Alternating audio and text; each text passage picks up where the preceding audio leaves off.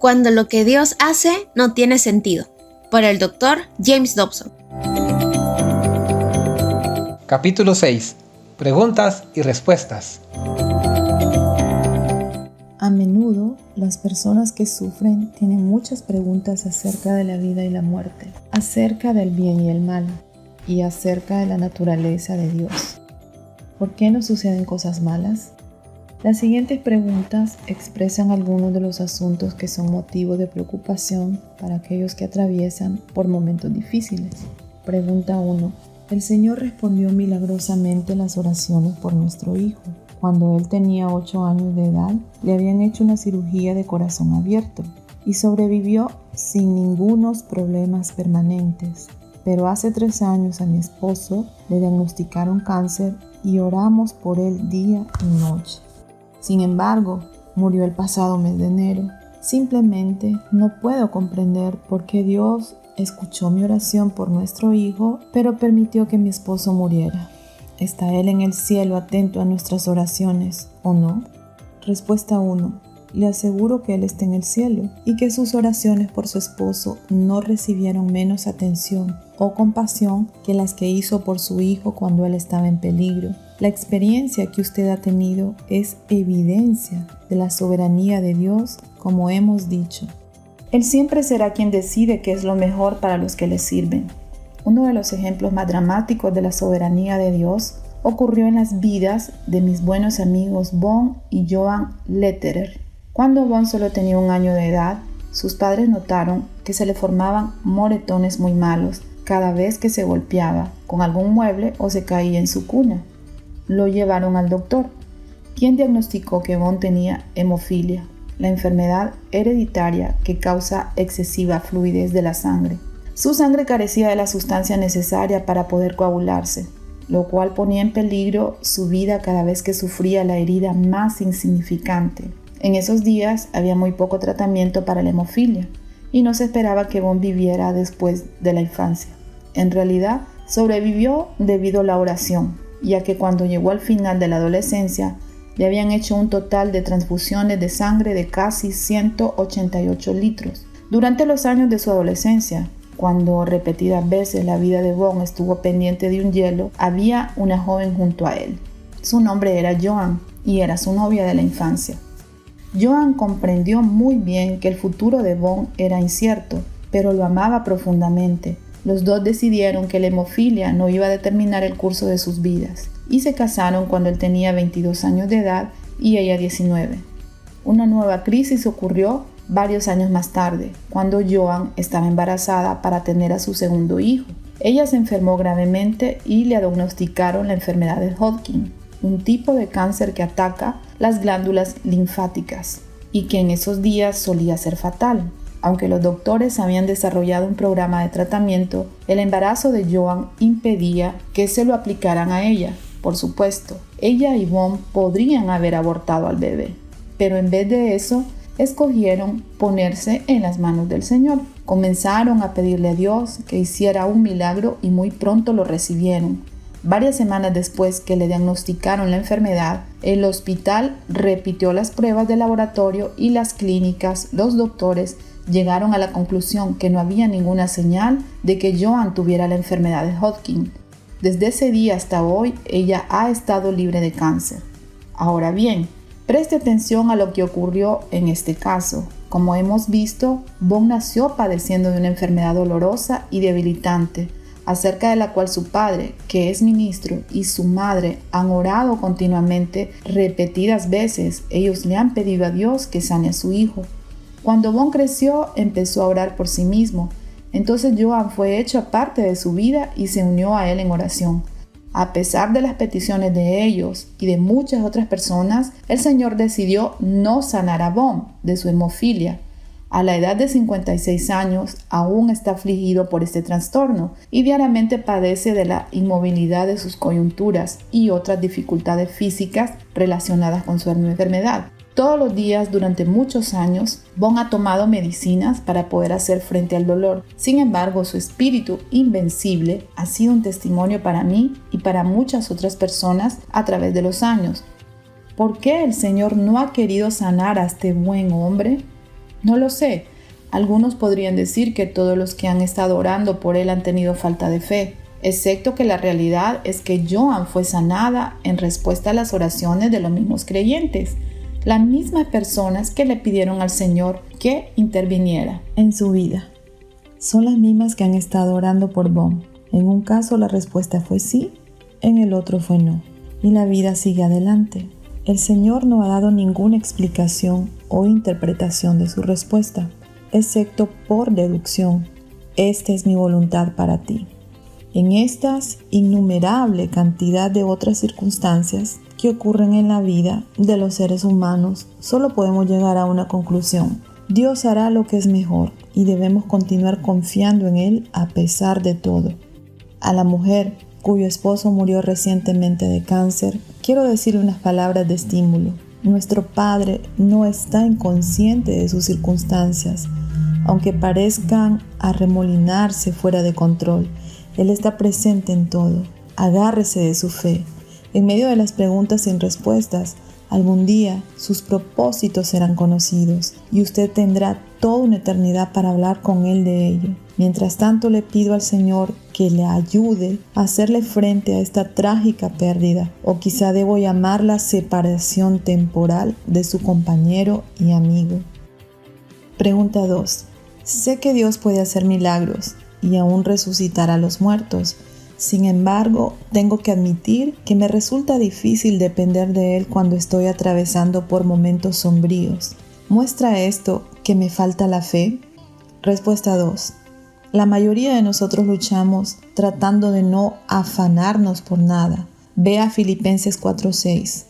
Cuando nos sentimos inquietos o asustados por los acontecimientos en nuestras vidas, sin embargo podemos aprender a permitirle a Dios ser Dios y aceptar su dirección y sus decisiones. Pero para responder directamente a su pregunta, quiero decirle que yo creo que es posible que usted esté confundiendo los conceptos de la fe y la confianza. Existe un ejemplo muy antiguo que nos hace ver muy claramente estas dos ideas. Es el siguiente. Imagínese que usted está cerca de las hermosas y peligrosas cataratas del Niágara, entre la frontera de Canadá y el estado de Nueva York, y que uno de los equilibristas de un circo ha colocado una cuerda de un extremo al otro de las cataratas, con la intención de empujar sobre ella una carretilla para cruzar al otro lado. Si pierde el equilibrio, con toda seguridad terminará ahogándose o quedará aplastado en las aguas que están abajo. Justamente antes de subir a la cuerda, el hombre se da vuelta y le dice a usted: ¿piensa que puedo realizar esta hazaña? Usted le contesta que su fama lo ha precedido y cree completamente en que tiene la habilidad para caminar sobre la cuerda. En otras palabras, usted tiene fe en que logrará hacerlo. Pero entonces él dice: si de veras cree que puedo hacerlo, ¿por qué no se sube en la carretilla para que cruce al otro lado conmigo? Aceptar esta invitación sería un ejemplo de una confianza extraordinaria. A algunos de nosotros no nos resulta difícil creer que Dios puede hacer cosas tremendas. Después de todo, Él creó todo el universo de la nada y tiene poder para hacer todo lo que Él quiera. Tener fe en Él puede ser algo bastante sencillo. Sin embargo, mostrar confianza en Él lleva nuestra relación con Él más lejos. Trae consigo un elemento de riesgo.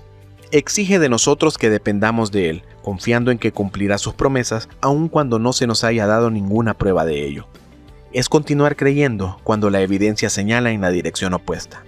Sí, es meternos dentro de la carretilla y hacer el peligroso viaje de un lado al otro de las cataratas. Estoy convencido de que la fe durante los momentos de crisis es insuficiente, a menos que también estemos dispuestos a confiar nuestras vidas a su cuidado. Esa es una reacción aprendida y para algunas personas es más difícil de aprender que para otras por causa de su temperamento. A veces me siento tan cerca del Señor que estoy consciente de su aprobación sobre mi vida, pero en otras ocasiones me parece que Él está a 1.000.000 de kilómetros de mí. ¿Cómo puedo lograr tener una estabilidad en mi vida espiritual cuando su bendición y su presencia son tan inconstantes? Su presencia no es inconstante, es la percepción que usted tiene de Él la que varía. Si su vida espiritual depende de los puntos altos o bajos de sus emociones, su confianza como creyente se bamboleará de un lado para otro como un barco en un mar tempestuoso. Muy pocas cosas son tan poco confiables en esta vida como la manera en que nos sentimos de un día para otro. Por eso, nuestra fe debe tener su fundamento en una entrega firme de la voluntad, en su vida de oración y en un cuidadoso estudio de la Biblia. Hay otro factor que es sumamente importante en cuanto a nuestra comprensión de cómo interviene Dios en los asuntos de los seres humanos. Tiene que ver el ritmo natural de nuestras vidas, es decir, la variación natural de las emociones y las circunstancias de positivas a negativas y luego nuevamente a positivas. Pocas veces tenemos aproximadamente más de 2 semanas de tranquilidad antes de que nos pase algo malo. El techo de la casa empieza a gotear, se nos rompe el auto, les da la varicela a los niños, o algún negocio nos sale mal. Mark Twain dijo que la vida es solo un problema tras otro. Así son las cosas en este mundo imperfecto. Si es de algún consuelo para aquellos de ustedes que también han sido arrastrados de arriba abajo en la montaña rusa de las emociones, es evidente en la Biblia que Jesús experimentó estas fluctuaciones. Su ministerio comenzó oficialmente en el río Jordán, donde fue bautizado por Juan el Bautista. Ese debe haber sido el día más estimulante de sus 30 años en la tierra. En Mateo 3, 16, 17 dice: Y Jesús, después que fue bautizado, subió luego del agua, y he aquí los cielos le fueron abiertos, y vio el Espíritu Santo de Dios que descendía como paloma y venía sobre él. Y hubo una voz de los cielos que decía: Este es mi Hijo amado, en quien tengo complacencia. Qué increíble experiencia debe haber sido esa para el joven Mesías. No hay palabras para describir lo que significó ser ordenado y bendecido por el Padre de esa manera. Pero note que el siguiente versículo dice: Entonces Jesús fue llevado por el Espíritu al desierto, para ser tentado por el diablo. Mateo 4:1. ¿No es interesante que Jesús fue llevado directamente de la experiencia emocional más estimulante de su vida a una de las pruebas más terribles de todas las que habría de tener, una batalla de 40 días con Satanás? Observe también que él no fue al desierto por casualidad. Tampoco fue su idea ir allí. Fue llevado por el Espíritu para ser tentado por el diablo. La agitación en la vida de Jesús solo estaba comenzando. En cierto sentido, todo su ministerio estuvo caracterizado por la fluctuación. Después de su difícil periodo en el desierto, comenzó a recibir la adulación de las multitudes, a medida que se divulgaba la noticia de que un profeta estaba en medio de ellos. ¿Puede imaginarse usted las escenas de histeria cuando los enfermos y los deformes se empujaban unos a otros tratando de llegar cerca de él? Luego, los principales sacerdotes y los fariseos comenzaron a hacer planes para matar a Jesús. Él se convirtió en un hombre odiado por ellos y finalmente en un criminal al que querían quitarle la vida. Trataban de avergonzarlo y de intimidarlo en donde quiera que iba. De un lado se manifestaba la alabanza de la gente común y del otro el rencor de los líderes religiosos. Veamos los acontecimientos relacionados con los últimos momentos de Jesús en la tierra. Mucha gente había ido a darle la bienvenida a medida que se acercaba a la ciudad de Jerusalén y lo recibieron gritando: «Hosana, bendito el que viene en el nombre del Señor, el Rey de Israel». Sin embargo, pocos días más tarde, él tuvo la terrible experiencia de su persecución y su juicio. Las mismas personas que lo habían adorado ahora gritaban pidiendo su ejecución. Después fue crucificado entre 2 ladrones en el Monte Calvario. 3 días después, ese funesto día en la historia de la humanidad fue seguido de las noticias más maravillosas de todas las que le han sido dadas a los seres humanos. Muy pronto, 120 discípulos recibieron el bautismo del Espíritu Santo en el Pentecostés y nació la iglesia. Ese acontecimiento fue seguido por una increíble persecución de los creyentes y el martirio de muchos de ellos. Un día había buenas noticias y malas noticias el siguiente. Jacobo fue asesinado, pero Pedro fue rescatado. Los primeros cristianos experimentaron momentos de gozo y momentos de tristeza, mientras trabajaban arduamente en el establecimiento de la iglesia. Lo que he tratado de demostrar por medio de las vicisitudes del ministerio de Jesús es que no existe la estabilidad o la previsibilidad en este mundo imperfecto. Y es así también para usted y para mí. Debemos esperar que nos ocurra lo que no esperamos, lo que no podemos ver, lo que nos irrite. Un día podríamos estar muy por encima de los conflictos y al siguiente pudiéramos estar arrastrándonos por los suelos. Así que, ¿de dónde proviene la estabilidad en un mundo como este en el que todo está patas arriba? Solo podemos encontrarla afianzando nuestra fe en el Señor, quien es inmutable y eterno, cuyas promesas nunca fallan y su amor es igual para todos. Nuestro gozo y nuestra esperanza pueden ser tan estables como la salida del sol, aunque los acontecimientos alrededor nuestro estén yendo de maravillosos a trágicos. Eso es lo que la Biblia nos enseña, y la paz de Dios siempre está a la disposición de todos los que escogen tenerla. A menudo he escuchado decir que Dios no nos abandonará cuando estamos experimentando pruebas dolorosas, pero no sé qué es realmente lo que eso quiere decir. Usted nos ha mostrado que Él nos deja atravesar por momentos difíciles. ¿Qué podemos esperar de Él cuando nos encontramos en circunstancias llenas de tensión? Posiblemente me faltan palabras necesarias para describir lo que les ocurre a los fieles en los momentos de crisis personal. Es casi indescriptible. Permítame decir simplemente que con frecuencia, en medio del caos, el creyente fiel tiene un conocimiento íntimo de que Dios está presente y que aún Él tiene control de la situación. Millones de personas han dicho que estaban conscientes de la presencia persistente del Señor cuando sus vidas estaban sistemáticamente deshaciéndose. En otras ocasiones, Él nos permite ver evidencia de su amor en los momentos críticos. Me acuerdo nuevamente de ese trágico día en 1987 cuando mis 4 amigos murieron en el accidente de un avión privado. Habíamos estado juntos la noche anterior y yo había orado por la seguridad de ellos en el viaje de regreso a su hogar. El día siguiente salieron para Dallas muy temprano por la mañana, pero nunca llegaron a su destino. Jamás podré olvidar la llamada telefónica en la que nos dieron la noticia de que habían encontrado los restos del avión en un remoto cañón, pero no había ningún sobreviviente. Yo quería a esos hombres como si fueran mis hermanos, y su pérdida me golpeó muy fuertemente. Las 4 familias me pidieron que hablara en sus funerales. Las muertes prematuras de hombres tan llenos de vitalidad y a quienes yo y muchas otras personas amábamos profundamente parecía pedir a gritos una explicación. ¿Dónde estaba Dios cuando sucedió el accidente? ¿Por qué permitió Él que ellos murieran? ¿Por qué tenía que despojar a sus familiares de hombres tan consagrados a Dios y dejarles tambaleándose llenos de angustia y dolor? No había respuestas para esas dolorosas preguntas, y no fue mi intención contestarlas. Pero dije que Dios no había perdido el control sobre sus vidas y quiere que todos confiemos en Él cuando nada tiene sentido. En esos momentos, la presencia del Señor fue muy real para todos nosotros. Al salir ese día del santuario, hablé con los seres queridos y amigos que se habían reunido ahí para decirles adiós. De pronto, alguien señaló al cielo y exclamó: «¡Miren eso!».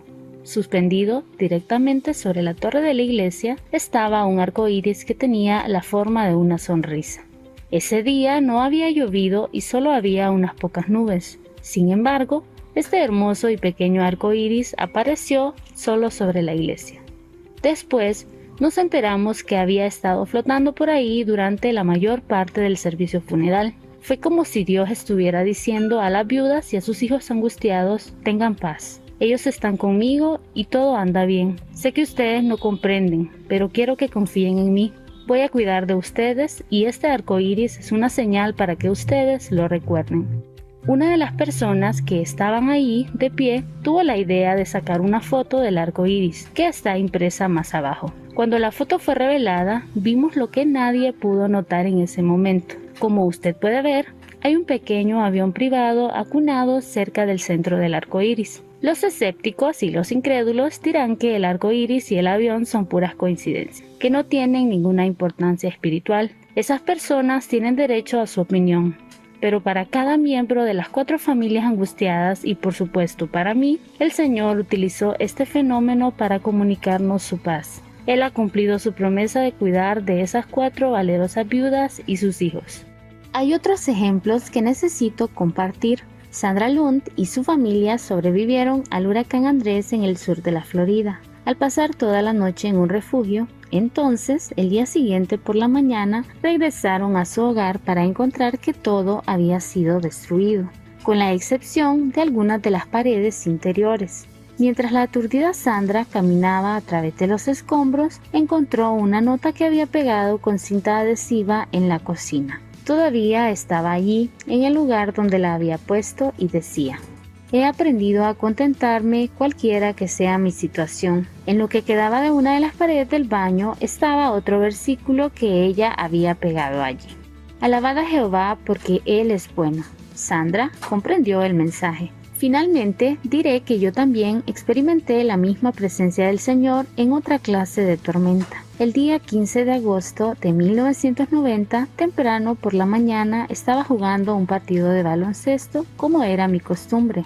A la edad de 54 años, yo pensaba que estaba en muy buenas condiciones físicas. Hacía poco que había tenido un examen médico y se me había informado que tenía una salud excelente. Podía jugar baloncesto todo el día con hombres de 25 años más jóvenes que yo, pero esa mañana me esperaban sorpresas desagradables. Me encontraba a solo unos pocos metros de donde hacía unos 2 años el famoso jugador de baloncesto Pete Maravich había muerto en mis brazos. Ahora ese gimnasio es un lugar santo para mí, como usted podrá comprender. De repente sentí un dolor ligero en el centro del pecho. Pedí a mis amigos que me disculparan porque no me sentía bien. Luego, imprudentemente manejé mi auto hasta una clínica de emergencias donde fui admitido.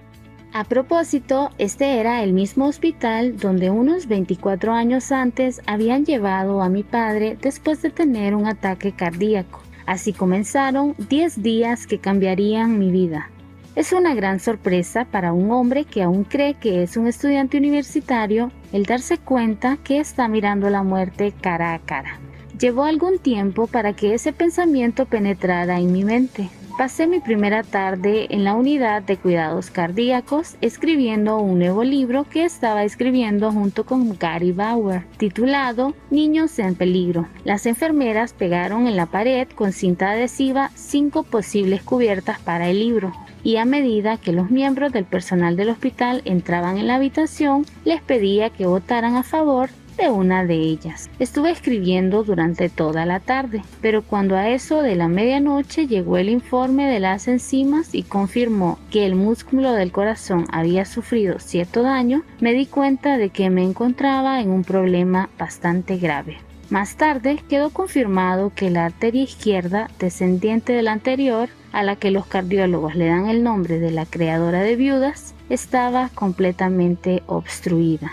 Miembros del personal del hospital vinieron a mí de todas partes. Me llenaron de tubos y comenzaron a suministrarme medicamentos intravenosamente.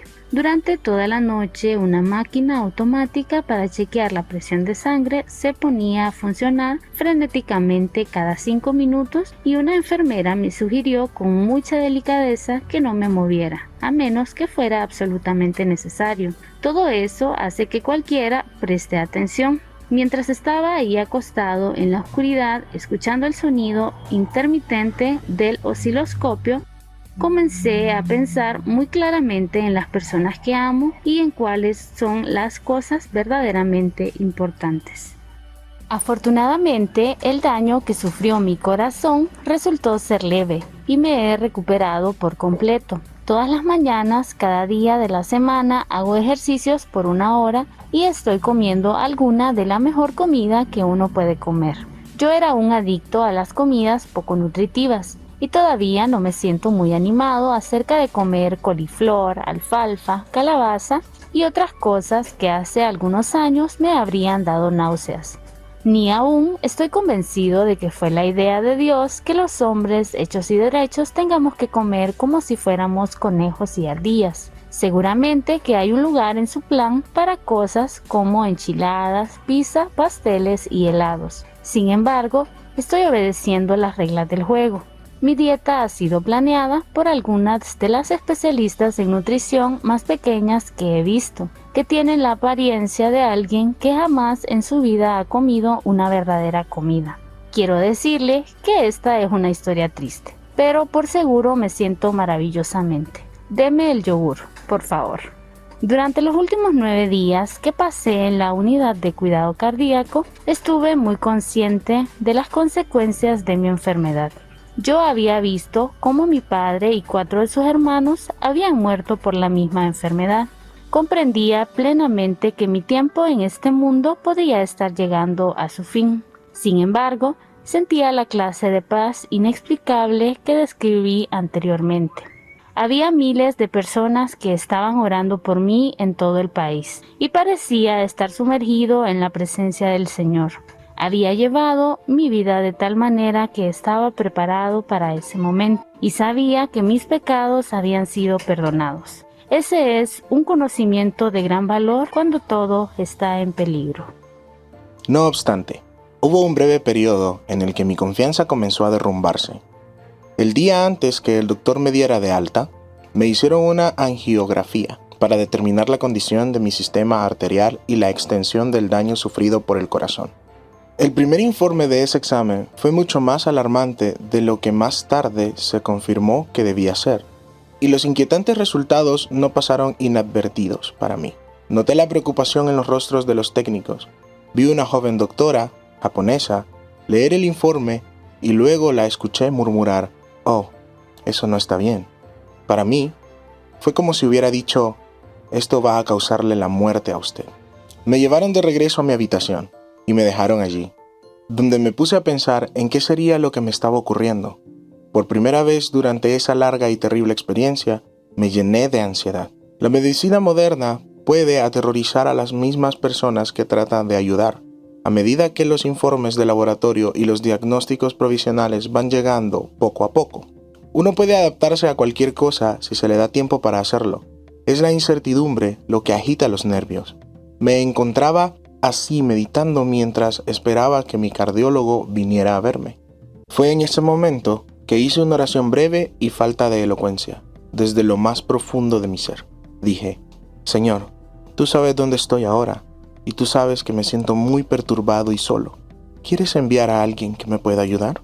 Poco después, mi buen amigo el Dr. Jack Hayford, pastor de la iglesia en el Camino de Los Ángeles, entró inesperadamente por la puerta. Muchos de ustedes le conocen por medio de sus libros y su ministerio en la televisión. Nos saludamos afectuosamente y luego le dije: «Jack, tu iglesia está en el otro lado de la ciudad. ¿Por qué te tomaste tiempo para venir a verme hoy?». Nunca olvidaré su respuesta. Me dijo: «Porque el Señor me dijo que te sentías solo». Esa es la clase de Dios al que nosotros servimos amorosamente. Envió a ese buen hombre a visitarme antes que yo pidiera ayuda. Ahora bien, es verdad que no siempre el Señor resuelve nuestros problemas instantáneamente y que a veces nos permite andar en valle de sombra de muerte. Finalmente, todos haremos ese viaje, pero Él está con nosotros aún en los momentos más sombríos de nuestras vidas y jamás podremos escapar de su infinito amor. Su amor me cubrió totalmente durante mi hospitalización, incluso en los momentos más tenebrosos. Los versículos 23 al 26 del Salmo 73 significaron tanto para mí durante mi convalecencia. Creo que usted comprenderá por qué. Dicen así: «Con todo, yo siempre estuve contigo. Me tomaste de la mano derecha, me has guiado según tu consejo, y después me recibirás en gloria. ¿A quién tengo yo en los cielos sino a ti? Y fuera de ti nada deseo en la tierra. Mi carne y mi corazón desfallecen, mas la roca de mi corazón y mi porción es Dios por siempre». ¿Cree usted que el Señor todavía hace milagros o ha pasado la época de su intervención sobrenatural?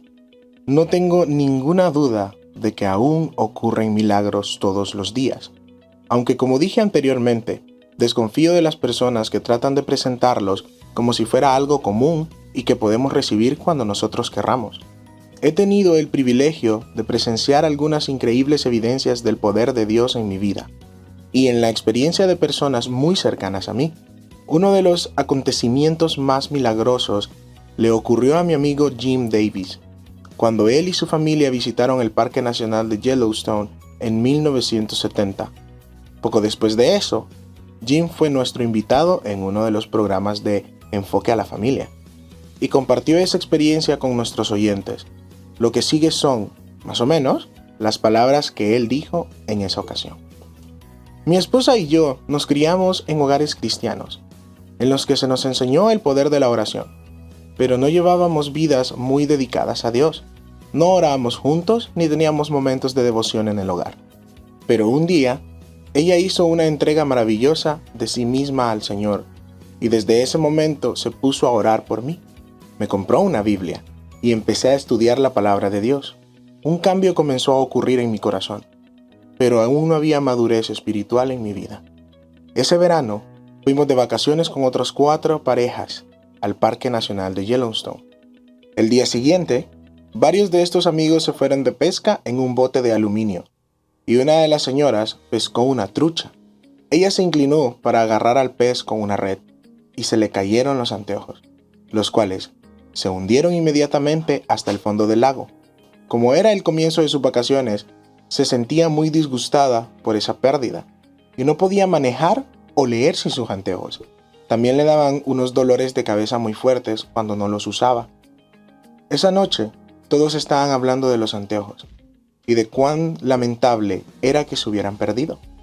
Entonces mi esposa dijo, no hay problema, Jim es un gran buzo, él va a bucear y los encontrará. Oye, muchísimas gracias, le dije. ¿Sabes que el lago de Yellowstone tiene 276 kilómetros de orilla y todos los árboles se ven exactamente iguales? No hay ninguna manera en que pueda determinar dónde estaban ustedes cuando se cayeron los anteojos. Además, el agua está demasiado fría, unos 10 grados centígrados. Ni siquiera le permitirían a uno esquiar en el agua allí. Y no tengo un traje de buzo, solo un par de aletas y un tubo de respiración. Mis objeciones cayeron en saco roto. Ella me dijo en privado que tenía la intención de orar para que el Señor me ayudara a encontrar los anteojos. Pensé, sí, seguro. El día siguiente por la mañana, nos metimos en el bote y nos dirigimos aproximadamente a 1 kilómetro de la orilla del lago. Bueno, ¿dónde creen ustedes que se cayeron los anteojos?, pregunté. Me parece que fue por aquí, dijo alguien. Pues bien, me metí en el agua y estaba helada. Me agarré de una soga y el bote me arrastró por la superficie, mientras miraba hacia el fondo. El agua tenía una profundidad de más o menos 3 metros y era transparente como el cristal. Avanzamos unos 15 metros en línea recta y después regresamos hacia otra línea igual.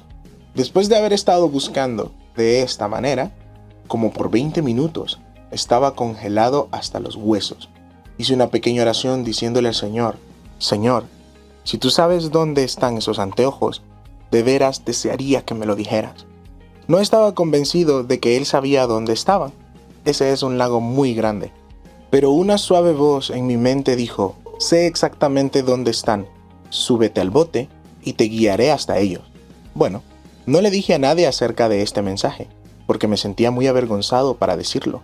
Pero unos 20 minutos después, estaba temblando de frío y dije, Señor, si todavía sabes dónde están los anteojos, me subiré al bote. Les grité a mis amigos y les dije, estamos en el lugar equivocado, están allá. Me subí al bote y señalé a un lugar al que pensé que el Señor me estaba diciendo que lo hiciera.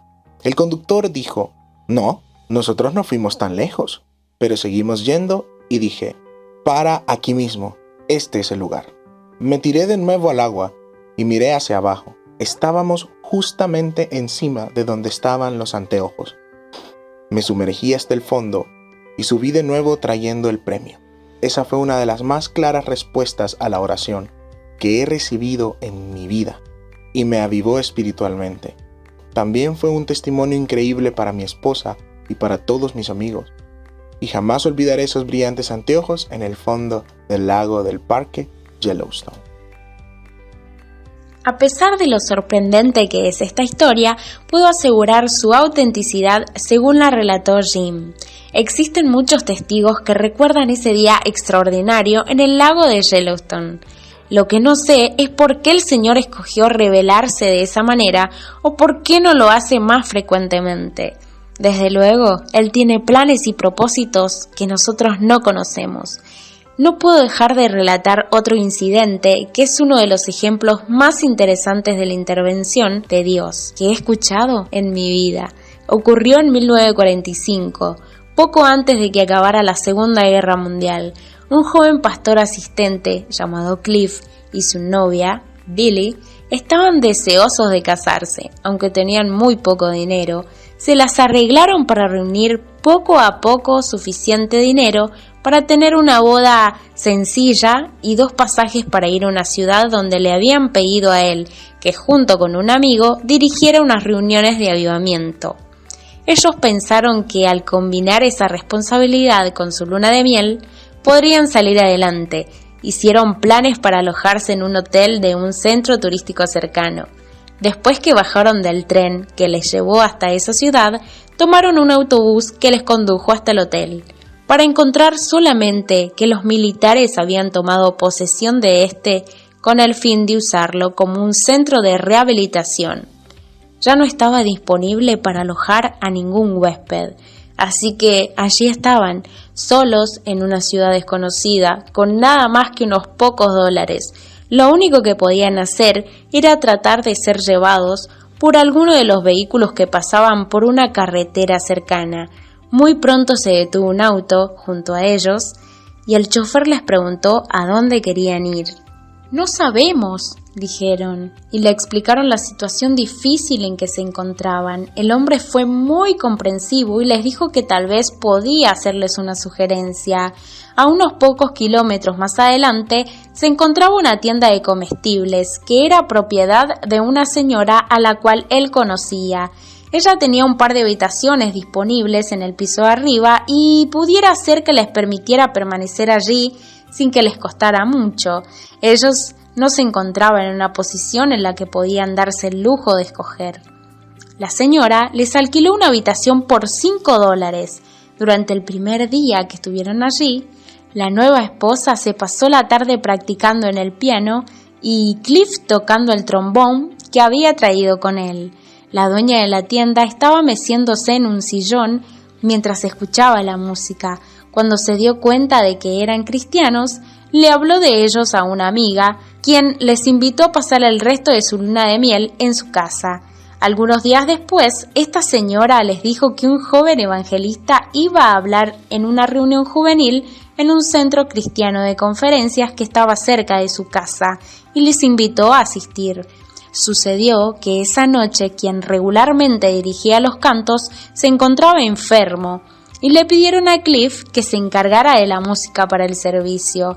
Esa fue una ocasión histórica. El evangelista resultó ser el joven reverendo Billy Graham y el joven recién casado era Cliff Barrows. Los dos se conocieron esa noche y entre ellos quedó formada una sociedad que duraría toda la vida. Como todos los cristianos saben muy bien, Cliff y su esposa Billy han sido miembros de la Asociación Evangelística de Billy Graham desde esa noche y han sido usados por el Señor en miles de cruzadas alrededor del mundo. Me imagino que Paul Harvey diría, ¿y ahora usted conoce el resto de la historia? ¿No es increíble todo lo que el Señor hizo para juntar inseparablemente estos dos hombres como miembros del mismo equipo? Algunas personas dirían que ese encuentro fue una coincidencia, pero no estoy de acuerdo. Reconozco la mano de Dios cuando la veo. ¿Ocurren aún milagros como ocurrirían en los tiempos bíblicos? Sí, pero suelen ocurrir de tal manera como para proteger la necesidad de la fe. Incluso las personas que son testigos de los mismos deben escoger creer o no creer en su realidad. Yo he decidido creer. Cada vez que los cristianos hablan de dolor y el sufrimiento, podemos contar con que alguno citará Romanos 8:28, donde dice: y sabemos que para los que aman a Dios, todas las cosas cooperan para bien. Esto es, para los que son llamados conforme a su propósito. Pero, ¿cómo puede ser eso literalmente cierto? Usted ha admitido que los cristianos experimentan la misma clase de sufrimiento que los incrédulos. Así que, ¿cómo podemos decir que de alguna manera todas sus dificultades les ayudan a bien? En primer lugar, debemos notar que el apóstol Pablo no dijo que todas las cosas son buenas. Él no estaba pretendiendo que la muerte, las enfermedades y el dolor son cosas realmente positivas disfrazadas, pero sí dijo que Dios ha prometido tomar estas aflicciones y producir algo bueno con ellas. Mientras que lo que me suceda esté dentro de la voluntad perfecta de mi Padre, no tengo ningún motivo para temer. aunque me costara la vida. Uno de los artículos de nuestra declaración de fe es que podemos confiar en que Dios hará lo que es mejor para nosotros, aunque parezca contrario a nuestros deseos o a las actitudes que prevalecen hoy en día. Contestaré esta pregunta de una manera distinta. Las leyes de la física nos dicen que jamás se pierde la energía que existe en el universo. Sencillamente se transforma de un estado o condición a otro. Así ocurre con las experiencias de los seres humanos. Nada se pierde jamás totalmente. Dios usa cada acontecimiento para poder cumplir sus propósitos. Por ejemplo, en el primer capítulo mencioné que Jim Elliot y sus compañeros fueron matados con lanzas por los indios Huaorani en el Ecuador. Su sacrificio pareció ser una terrible tragedia y un completo desperdicio de vidas humanas. Sin embargo, en el plan de Dios había un propósito. En los años siguientes, cada uno de esos indios llegó a conocer a Jesucristo como su Salvador personal. El Evangelio fue firmemente sembrado entre todos los miembros de su tribu. Así que Elliot y los demás misioneros que eran sus compañeros se regocijarán por toda la eternidad junto con los hombres que les quitaron la vida. Eso cooperó para bien. Por lo tanto, debemos interpretar Romanos 8:28 desde esta perspectiva eterna, en vez de hacerlo desde un punto de vista temporal y apegado a la tierra. Existen muchos otros ejemplos. ¿Recuerda usted la muerte de Esteban, el primero de los mártires cristianos en los días que siguieron la crucifixión de Jesús? ¿Qué se logró para Dios por medio de la terrible muerte de este fiel apóstol, que fue matado a pedradas? Bueno, fue causa de que los primeros creyentes huyeran de la persecución romana y por donde quiera que ellos fueron, llevaron las noticias de la muerte y la resurrección de Jesús hasta los lugares más remotos del mundo conocido en esos tiempos. La iglesia fue plantada en una innumerable cantidad de comunidades y ciudades donde las buenas noticias no habrían llegado de otra manera. Permítame citar un ejemplo con el cual podemos relacionarnos más fácilmente. Hace algunos meses recibimos una llamada telefónica del señor Greg Krebs, aquí en Enfoque a la Familia. Él quería hacerme llegar un mensaje y lo siguiente es lo que le dijo a uno de nuestros encargados de contestar las llamadas. El señor Krebs y su esposa tienen un hijo de 21 años de edad llamado Chris, al cual les habían aconsejado que lo abortaran antes de nacer. Ellos decidieron permitirle tener vida, pero nació con parálisis cerebral y también es extremadamente retardado. Sus padres no se arrepienten de su decisión de haberle traído al mundo, porque ellos creen que la vida de todos los seres humanos es valiosa. Están muy agradecidos por su hijo, quien ha tocado sus vidas en maneras maravillosas. Dios lo ha usado tal como él es, dijo el señor Krebs. Luego contó algo que había sucedido cuando Chris tenía solo 7 años. Dijo: durante ese tiempo mi esposa trabajaba en un hospital y un día en que fui a buscarla llevé a Chris conmigo. Como tardaba en salir, Chris y yo la esperamos en una de las salas familiares. Había otro hombre allí que no estaba bien vestido. En realidad, olía un poco mal. Fui al lugar de las enfermeras para preguntar cuánto más tardaría mi esposa y cuando regresé vi a Chris sentado junto a aquel hombre, quien estaba sollozando. Me puse a preguntarme qué le habría hecho Chris para haberle ofendido y comencé a pedirle disculpas. Siento mucho que mi hijo le haya ofendido, le dije. El hombre respondió: ofenderme. Su hijo es la única persona que me ha abrazado en los últimos 20 años. En ese momento me di cuenta de que Chris tenía un amor como el de Cristo hacia aquel hombre, mayor que el mío. Gracias, señor y señora Krebs, por amar y valorar a su hijo a pesar de sus limitaciones. Estoy completamente de acuerdo en que no hay nadie inservible en el sistema de valores de Dios.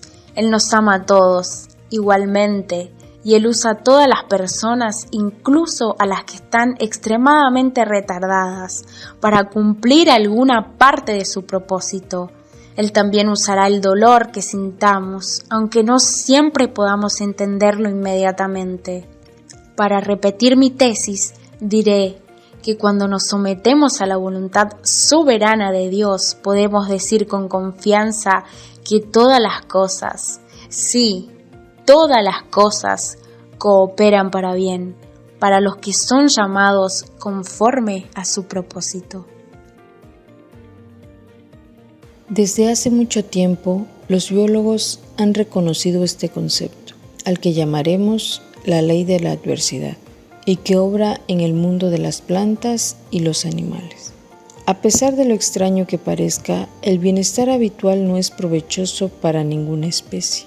Una existencia sin desafíos produce víctimas entre casi todos los seres vivientes. Por ejemplo, observe a los animales débiles que viven en un zoológico. Todos los días los alimentan y lo único que hacen es estar acostados bostezando. O piense en un árbol que está en una selva tropical. Como tiene mucha agua a su disposición, no necesita extender sus raíces nada más que a unos pocos metros de profundidad. Por lo tanto, no está bien afianzado y una pequeña tormenta puede derribarlo. Pero un árbol de mezquite que se encuentra en una tierra hostil y árida debe echar sus raíces a 9 metros de profundidad o más en busca de agua. Ni siquiera un viento muy fuerte puede hacerlo caer. Su ambiente adverso contribuye realmente a su estabilidad y vigor. Esta ley de la adversidad también tiene que ver con los seres humanos. Algunos de los ejemplos de valor más notables han ocurrido en países que se encontraban bajo presión muy fuerte. Esto me recuerda a las naciones de Europa en los años 40. Todas las guerras son horribles y por supuesto no estoy tratando de quitarle importancia al sufrimiento que éstas causan. La Segunda Guerra Mundial costó 50 millones de vidas y antes de terminar casi destruyó a todo un continente.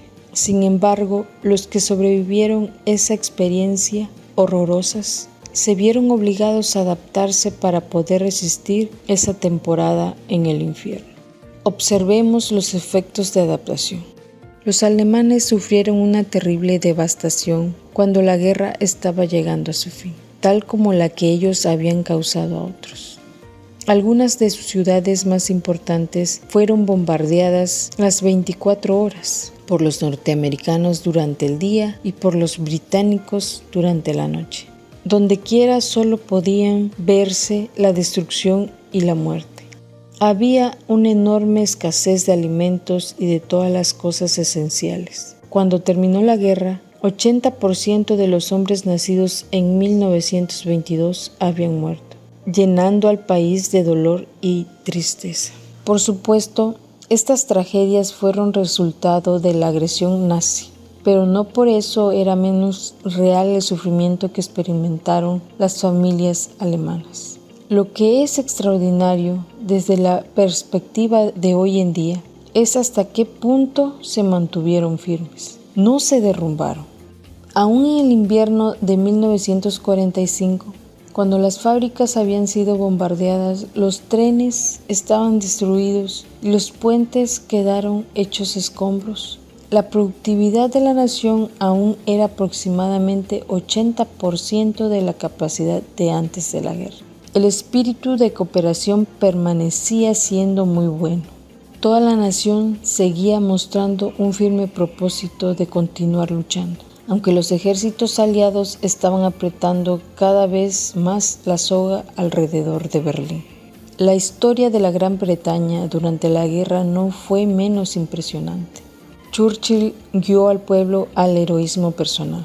Comenzó por hablar de sus expectativas, ofreciéndoles solo sangre, trabajo duro, sudor y lágrimas. Eso les ayudó a fortalecerse contra las dificultades. En los días más sombríos de los bombardeos aéreos, cuando su amada patria estaba en peligro inminente de ser invadida, los británicos resistieron con firmeza. Nadie estaba seguro de si se podría detener a Hitler y a sus secuaces. Sin embargo, la canción más popular de Inglaterra durante ese tiempo inquietante era una expresión de esperanza, no de temor.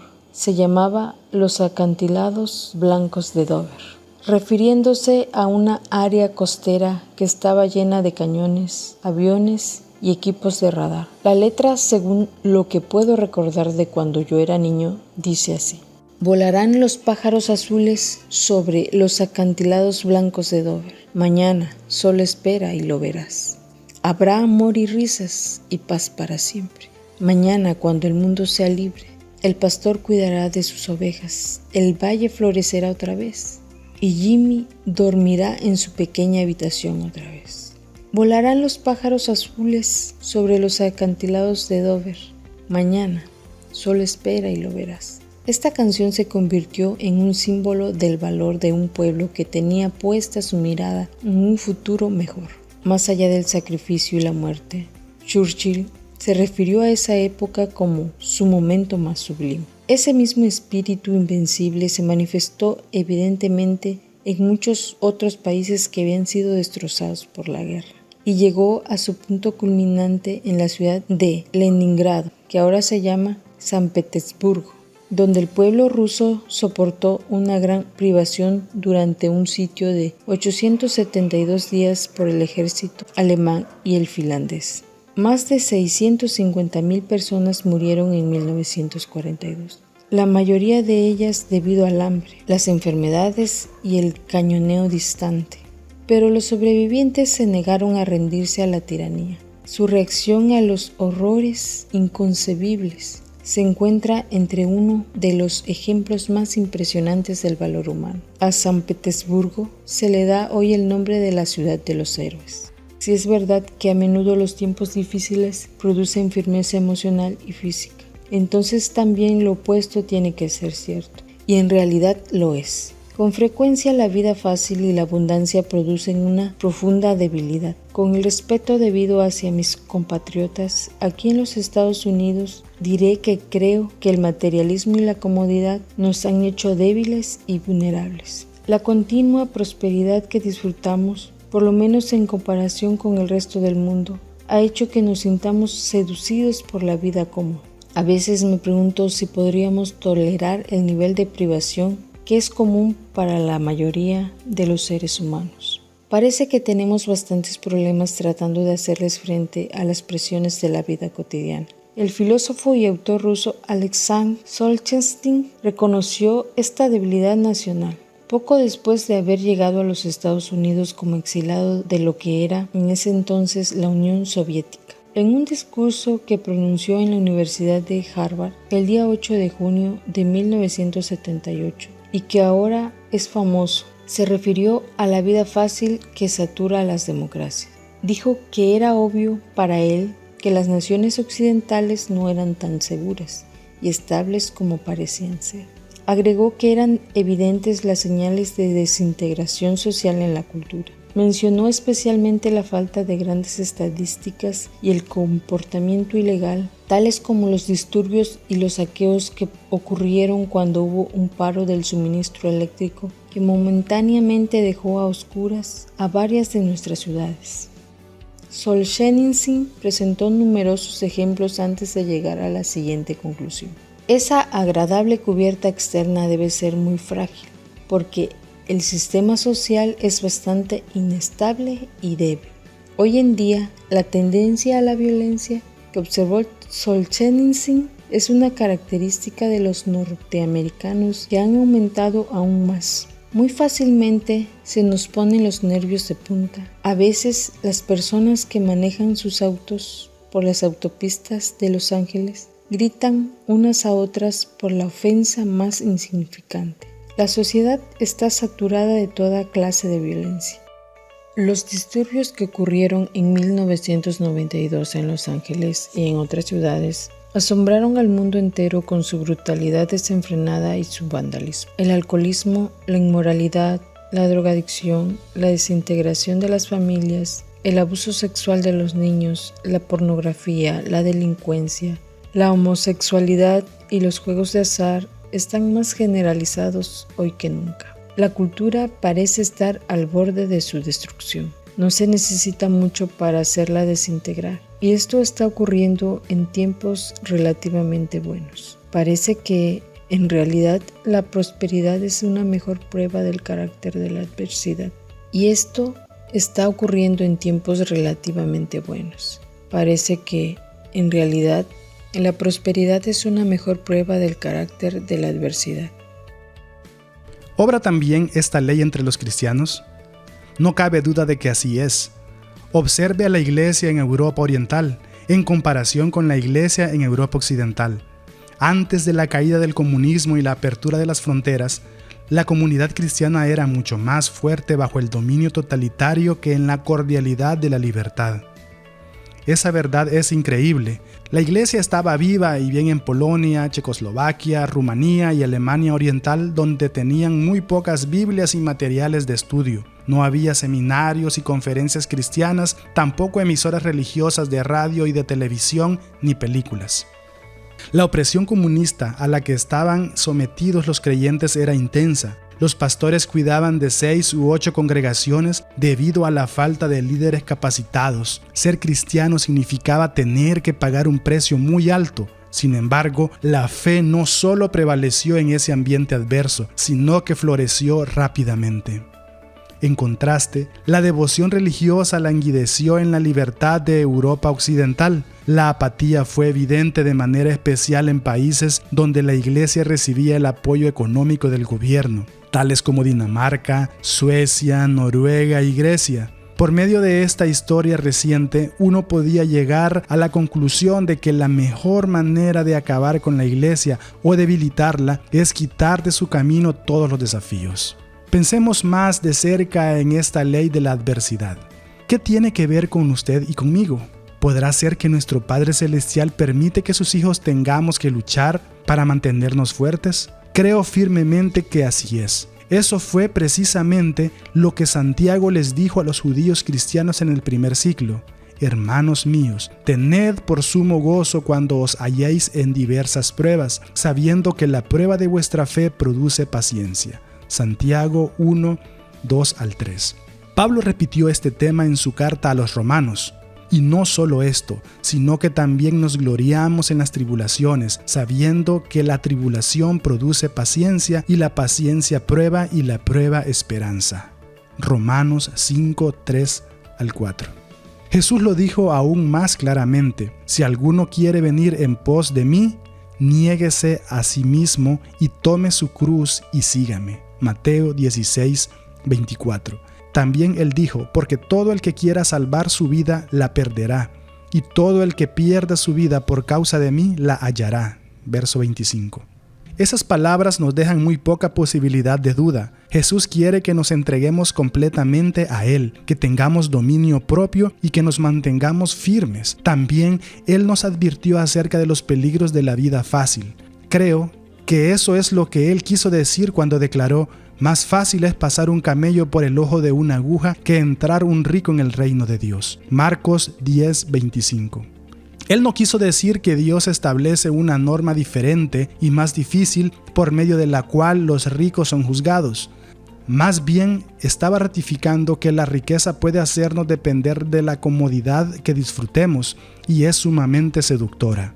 Una persona que se crió acostumbrada a las cosas buenas de la vida podría no sentirse atraída al camino de sacrificio de la cruz, como el joven rico que se alejó de Jesús.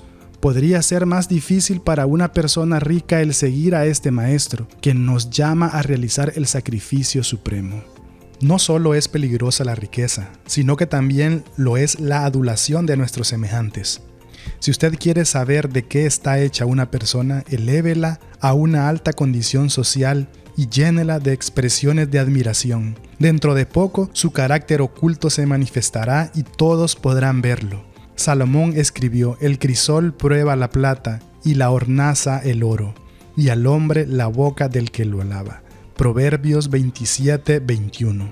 Por medio de estos versículos de la Biblia y de muchos otros, debería ser evidente que nunca fue el propósito de Dios que la vida cristiana fuera un paseo a través de un jardín lleno de rosas. Esa existencia placentera terminó cuando Adán y Eva fueron echados fuera del jardín del Edén.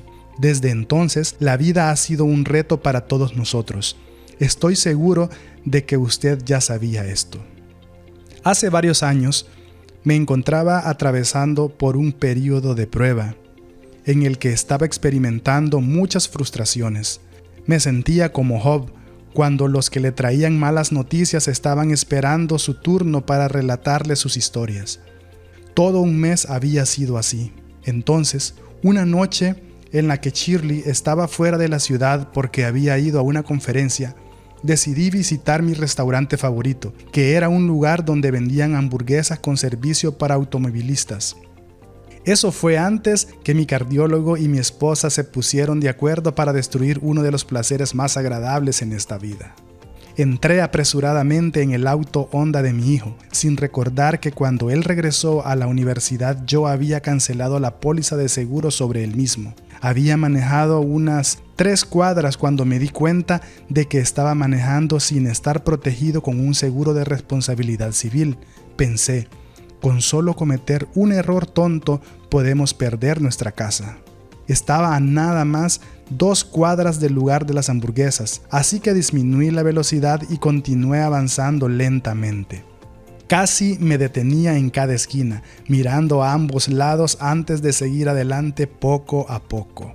Estoy seguro de que la gente pensaba que yo era un anciano que no sabía lo que estaba haciendo o un tipo raro o las dos cosas. Llegué sano y salvo a mi querido restaurante de hamburguesas y di un suspiro de alivio. ¿Qué quiere ordenar, por favor?, dijo la voz apagada de un adolescente a través de la pequeña caja negra en la sección de servicio a los automovilistas. Le dije al joven lo que quería y luego avancé hasta la ventanilla. Muy pronto, el empleado estaba extendiendo una mano para darme una bolsa que olía muy bien. Así que me asomé por la ventanilla del auto para tratar de agarrarla.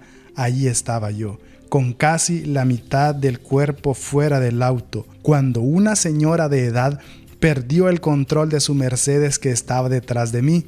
Se le había resbalado el pie del pedal del freno y había pisado el acelerador. Aquello fue como si un tanque Sherman hubiera chocado con el cochecillo de un niño.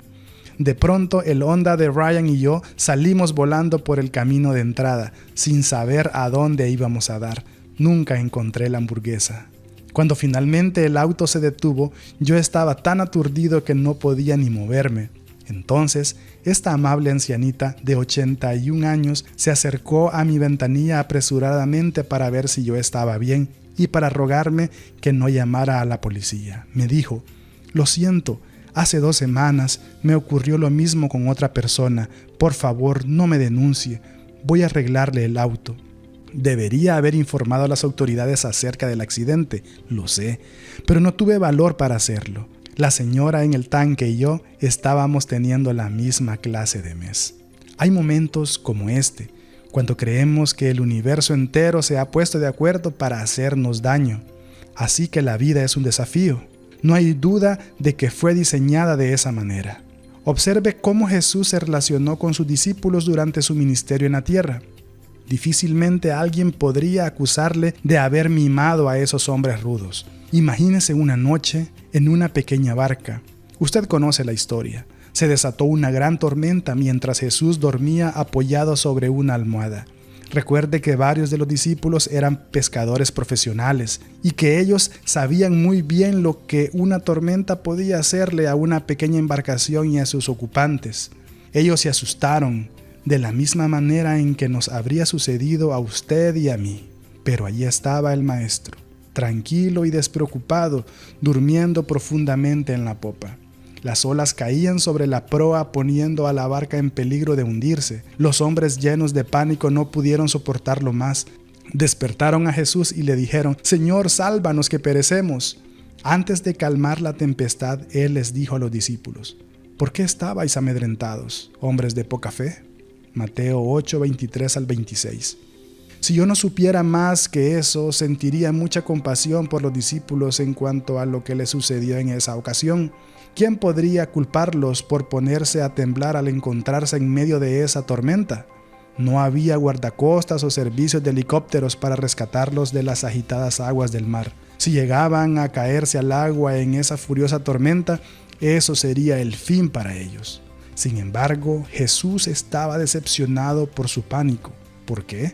Porque el temor y la fe no van juntos, y porque quería que ellos confiaran en Él cuando estuvieran frente a la muerte. Necesitarían esa confianza dentro de unos pocos meses. Pero ahí estaba el maestro, tranquilo y despreocupado, durmiendo profundamente en la popa. Las olas caían sobre la proa, poniendo a la barca en peligro de hundirse. Los hombres, llenos de pánico, no pudieron soportarlo más. Despertaron a Jesús y le dijeron: «Señor, sálvanos que perecemos». Antes de calmar la tempestad, Él les dijo a los discípulos: «¿Por qué estáis amedrentados, hombres de poca fe?». Si yo no supiera más que eso, sentiría mucha compasión por los discípulos en cuanto a lo que les sucedió en esa ocasión.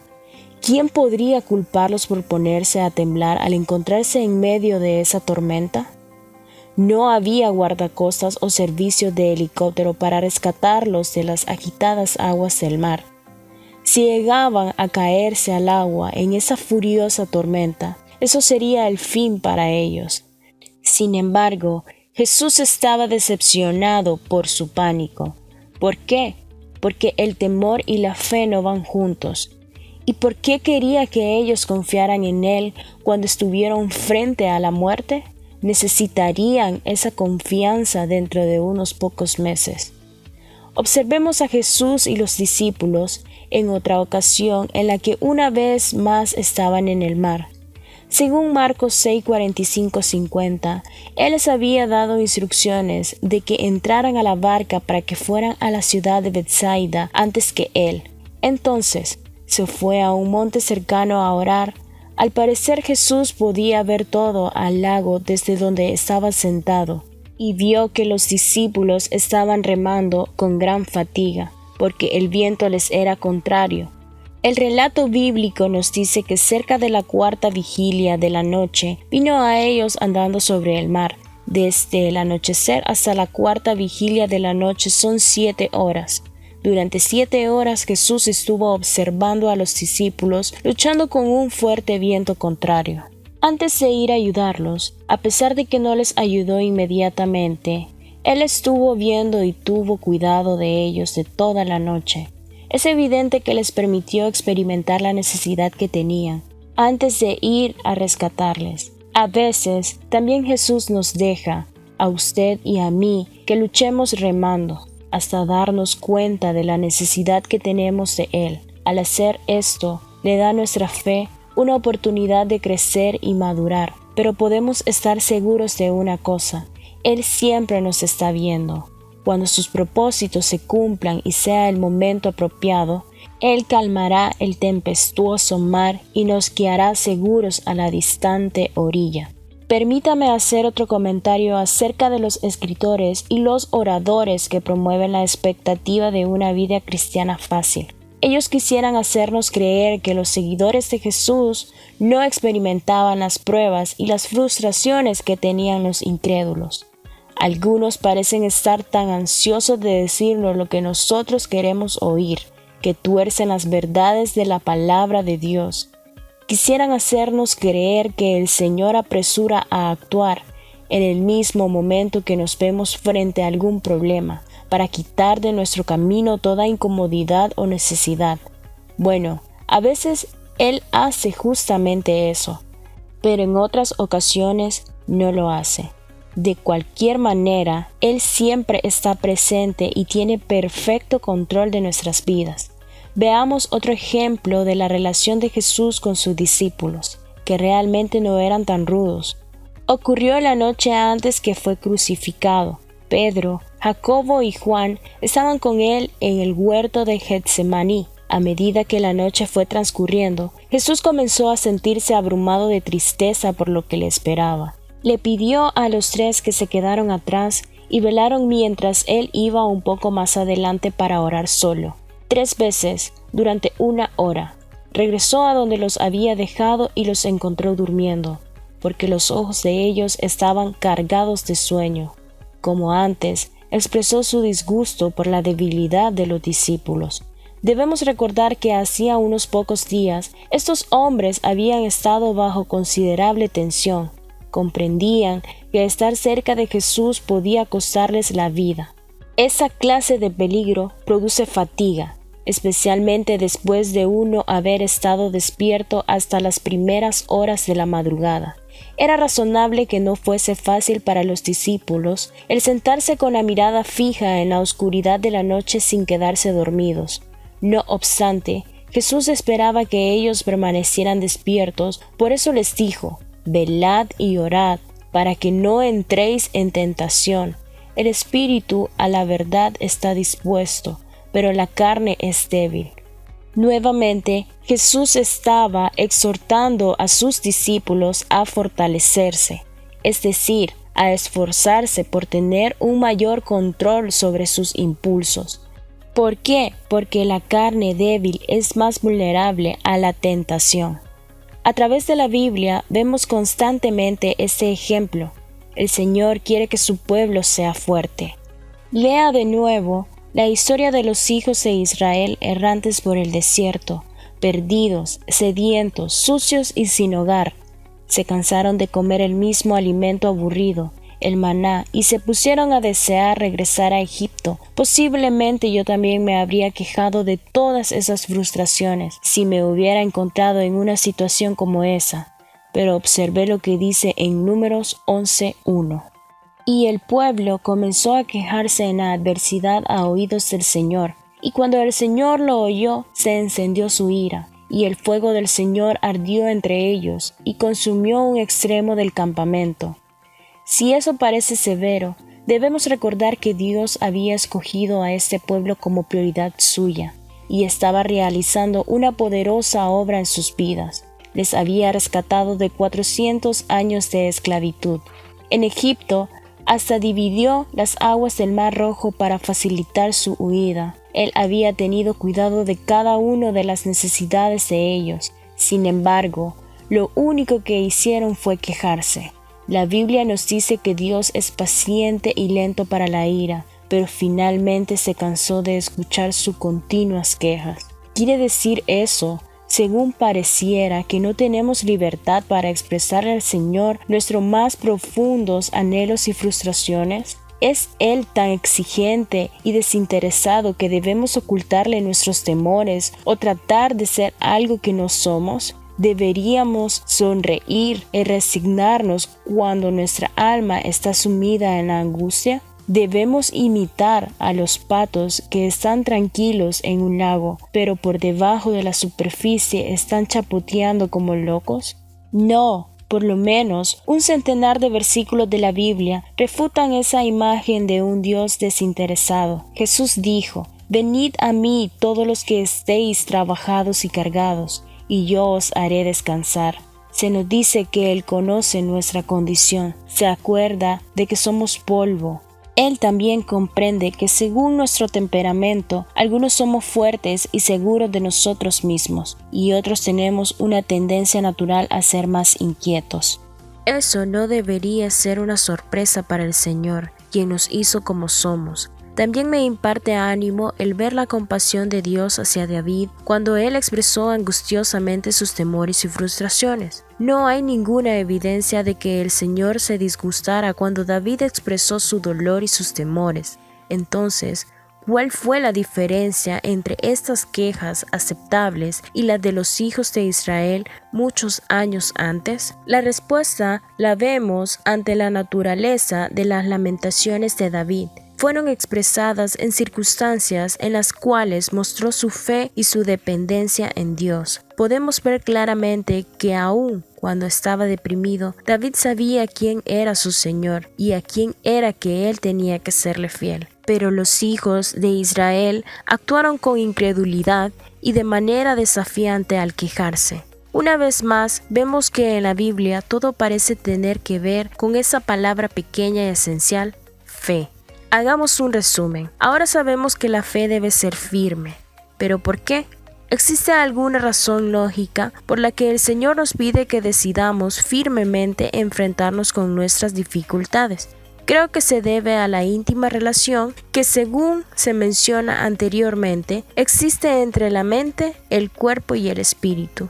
No podemos tener estabilidad espiritual y ser emocionalmente inestables al mismo tiempo. Estamos envueltos en una guerra espiritual con un enemigo implacable que continuamente está acechándonos. Necesitamos estar en las mejores condiciones posibles para poder hacerle frente a los dardos y las flechas que él nos lanza. Los cristianos débiles y que se han dado demasiada buena vida no tienen la resistencia suficiente para pelear esta batalla. Así que, de vez en cuando, el Señor nos pone a hacer ejercicios espirituales con el fin de mantenernos en forma para la contienda. Esa es la ley de la adversidad, y todos somos afectados por ella de una manera u otra.